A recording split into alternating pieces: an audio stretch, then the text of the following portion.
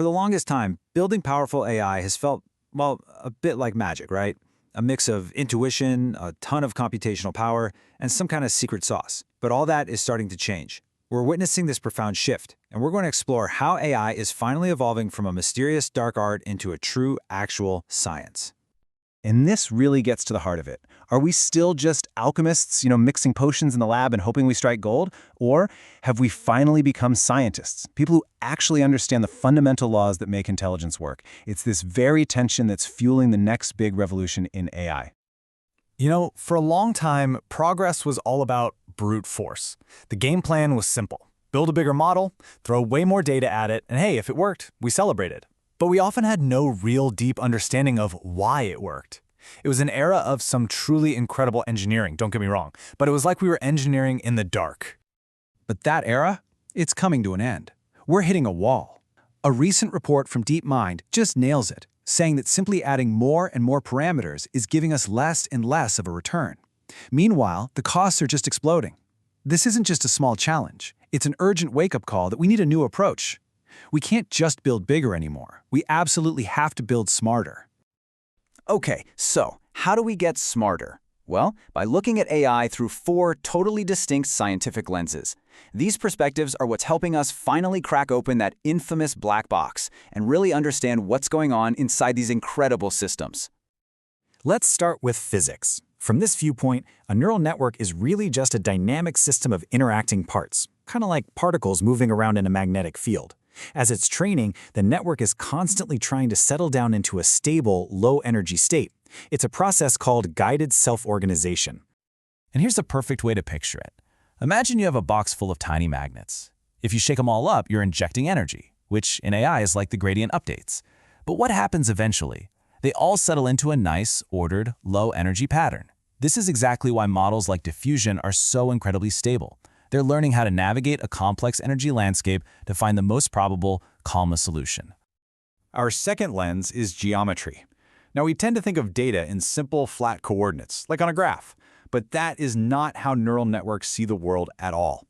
They operate on these complex, curved surfaces called manifolds, and they are actively bending, stretching, and folding these surfaces as they learn. The metaphor here is just so powerful. Learning isn't just calculation, it's sculpture. The network is literally carving out a landscape where concepts that are related get pulled closer together. It can even create what you could call semantic wormholes, these wild shortcuts connecting two ideas that seem miles apart, like the text prompt, a futuristic city, and the actual pixels of an image. It does it by bending the very fabric of its own internal space. How cool is that? Okay, our third perspective comes from biology. Here we think of neural networks as adaptive circuits, taking inspiration from our own brain's neuroplasticity. A huge challenge in AI has always been this problem of catastrophic forgetting. You teach a model a new trick, and it completely forgets an old one. Our brains, though, are masters at seamlessly integrating new experiences. This means we can actually start designing AI to learn more like a brain. One way is by using what are called multi-timescale updates. Think of it as balancing the model's foundational knowledge, its DNA, with all the new adaptable stuff, its lifetime learning. This allows the system to learn continuously without basically self-destructing its own memory. And our final lens is information theory. From this angle, a neural network is basically a super sophisticated filtering pipeline. Each layer takes in a flood of information, performs what's called a causal abstraction, and then passes on a much more refined signal. It's really just a process of systematic distillation. The key idea here is something called the information bottleneck. Imagine pouring a massive amount of messy, noisy data into the top of a funnel. The network's job is to squeeze all that data through progressively smaller and smaller openings, forcing it to throw away all the irrelevant junk while preserving only the essential predictive truth it needs to solve the problem. So we have these 4 different perspectives, but how do they actually help us in the real world? Well, they serve 2 very different but complementary purposes. One is explanation, and the other is design. And this lays it out perfectly.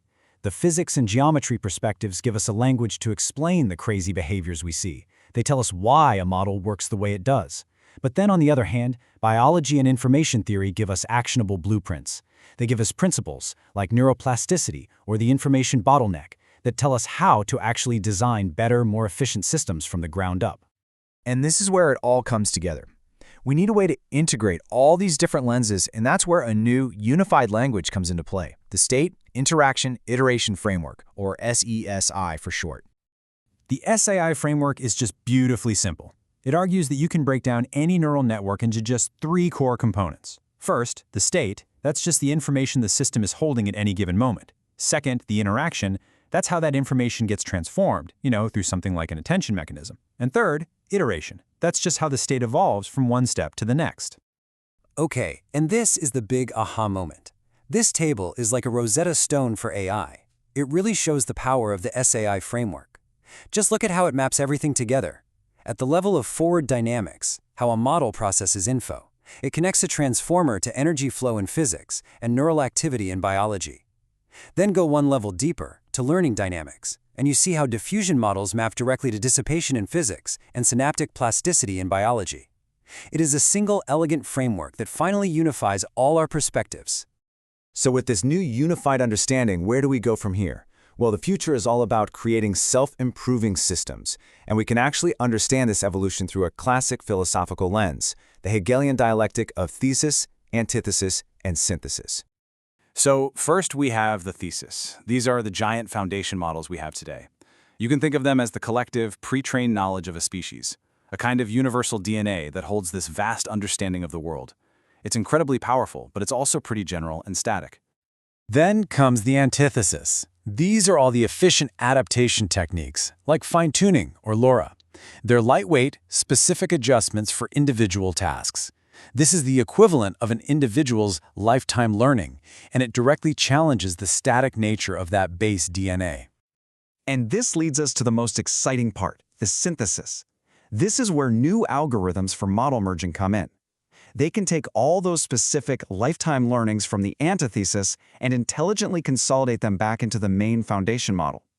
This creates what you could call consolidated wisdom, allowing the base model to actually evolve and get smarter over time, just like a species evolves by incorporating the successful adaptations of its individuals.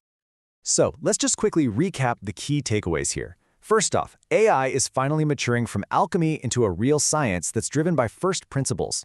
We've seen that 4 key lenses, physics, geometry, biology, and info theory, are helping us unlock that black box. The SII framework gives us a unified language to tie it all together. In the future, it's all about self-improving systems that can evolve by merging their core knowledge with lifetime learning. This whole journey fits into a much broader, classic pattern. Technologies almost always evolve through 3 stages. First, you have brute force engineering. Second, you get the integration of first principles, which is right where we are now. And this leads to the final stage, a mature design pipeline, where building AI becomes a predictable, principled science. And this brings us to one final, provocative thought to leave you with. We've taken this journey from alchemy all the way to a unified science, and we are standing right on the verge of creating systems that can improve themselves by merging foundational knowledge with new experiences. So the ultimate question is this: if AI can learn to evolve itself, what on earth does it become next?